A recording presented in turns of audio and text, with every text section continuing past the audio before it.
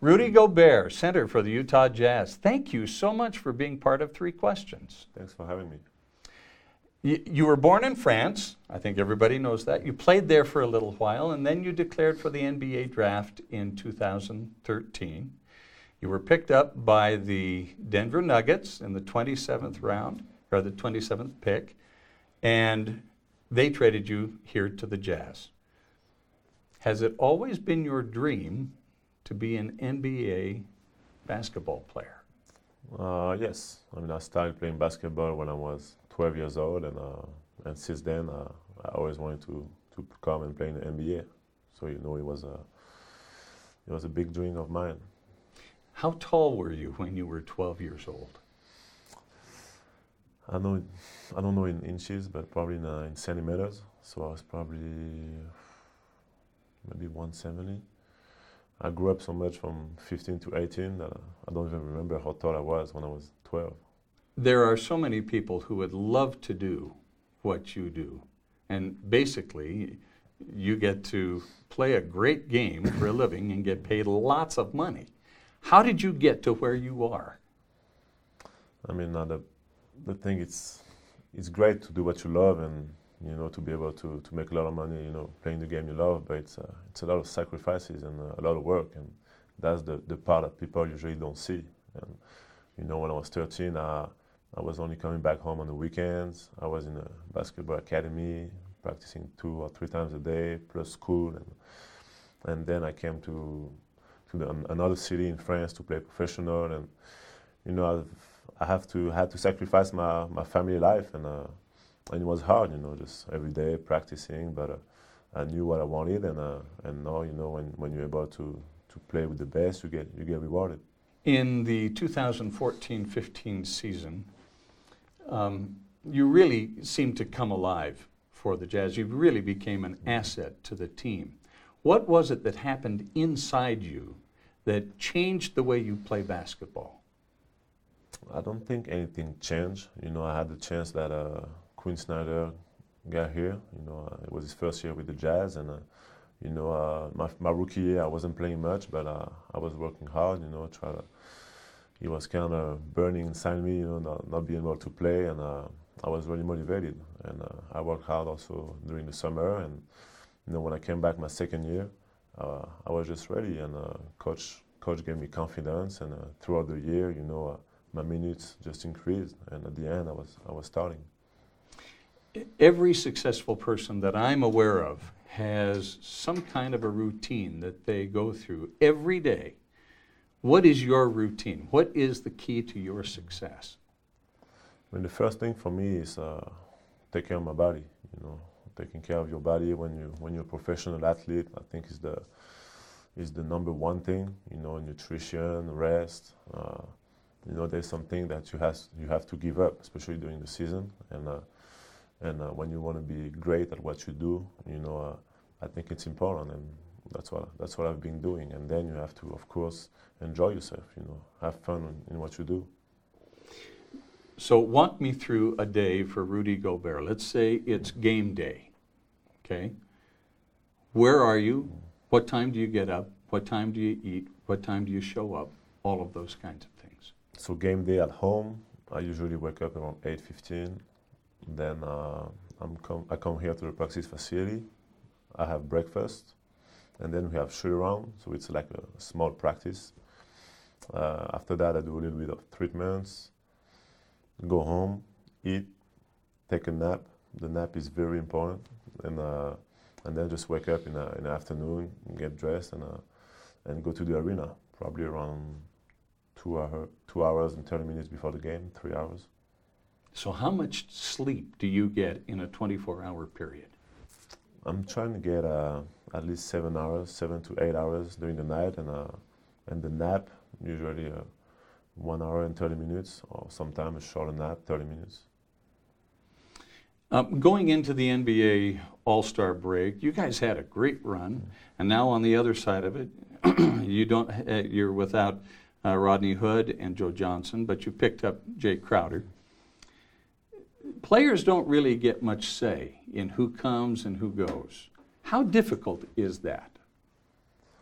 I mean, it's the NBA. You know, I think we are all aware of, you know, the tough side of the business, and you know, sometime, you know, usually most players don't decide where they go. You know, they're just being traded.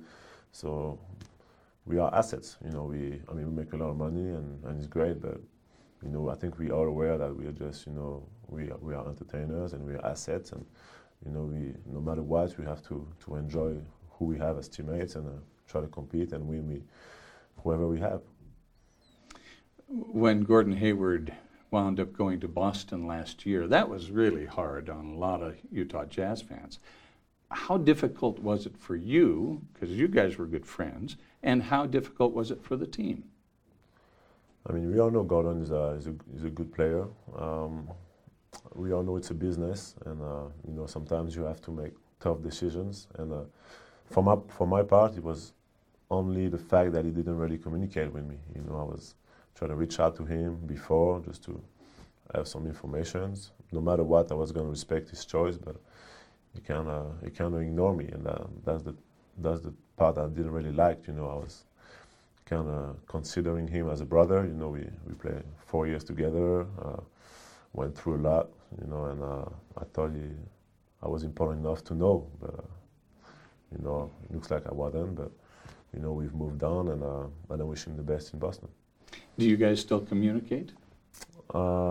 We've seen each other when we played in Boston. You know, we had a little talk, but you know, like I said, I wish him the best, and I think he does the same for me. Mm. Donovan Mitchell is making a big splash in his rookie year. How does that change the dynamic on the team, where you've got established veterans who, and there certainly is a pecking order in the team, but when you have a Donovan Mitchell who comes and makes a big splash, what does that do to the dynamic of the team?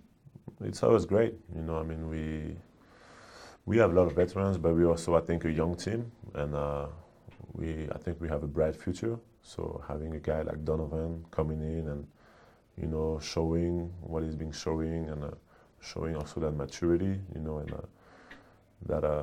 that hard-working mentality, and the fact that he's fearless, you know, I think it's great. You know, I mean, I'm excited. I'm excited for the team and for him also.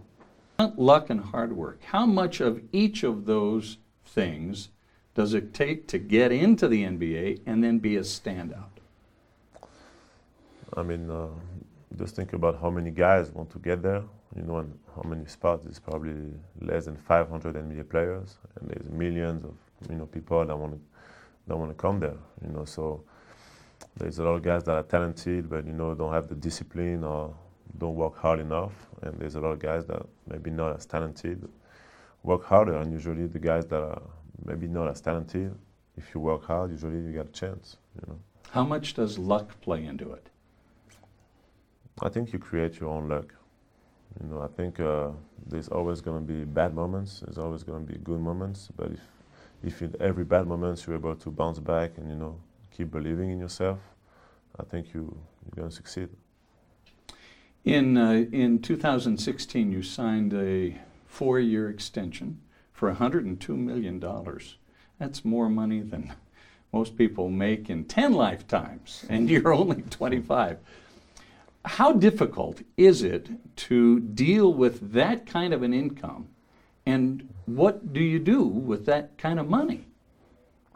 I mean, for myself, you know, it wasn't, you know, everyone around me is surprised. Everyone around me is so surprised that it didn't really change anything, because I just love competition, and I don't really play for money. You know, it's great. Obviously, it's great to make money and, you know, to be successful, but I just love competition and love to win, and you know, whether I make money or not, you know, it was really my focus, and it's still my focus, and that's what really makes me happy or not, if I win or I lose. You know, when I lose, I can make 100 million. When I go home, I still don't like it and don't feel great. Mm-hmm. And you know, for handling down the money, I have a financial advisor that, you know, helps me kind of like secure, you know, make sure I secure my future and probably the future of my family. Yeah. And you have, tell us about Rudy's Kids, because that's your foundation.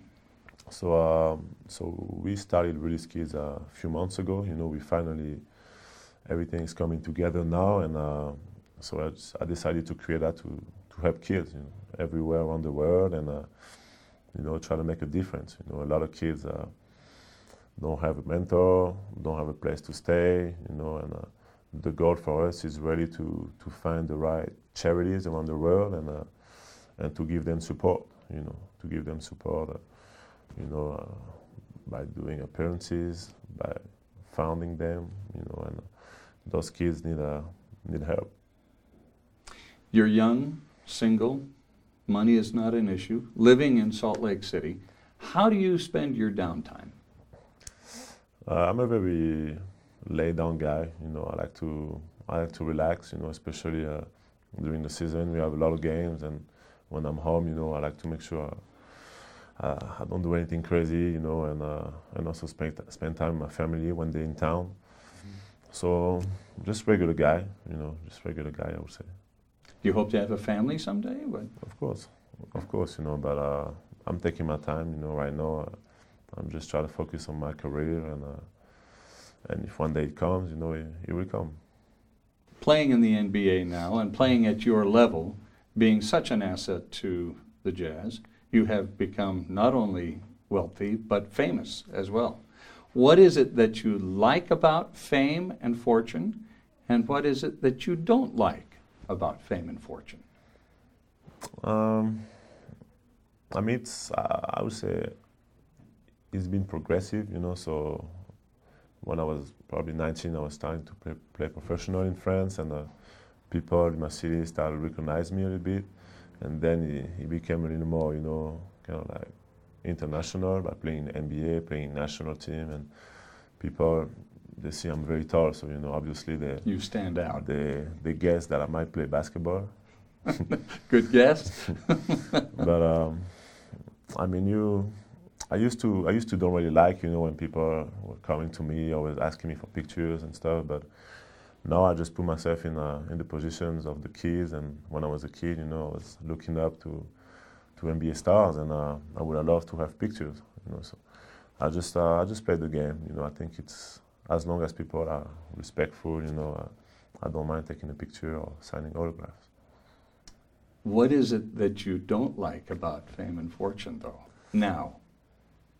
I just gotta be more careful, you know, you're a target, you know, you gotta realize that you're a target, either of women or all kind of stuff, robbery, you know, so just gotta be more careful. You know, unfortunately, there's some bad people out there, and, you know, you gotta protect yourself for sure. Rudy Gobert, center for the Utah Jazz. Thank you. Thank you so Appreciate much it. for being part of 3 Questions. Thank you for having me.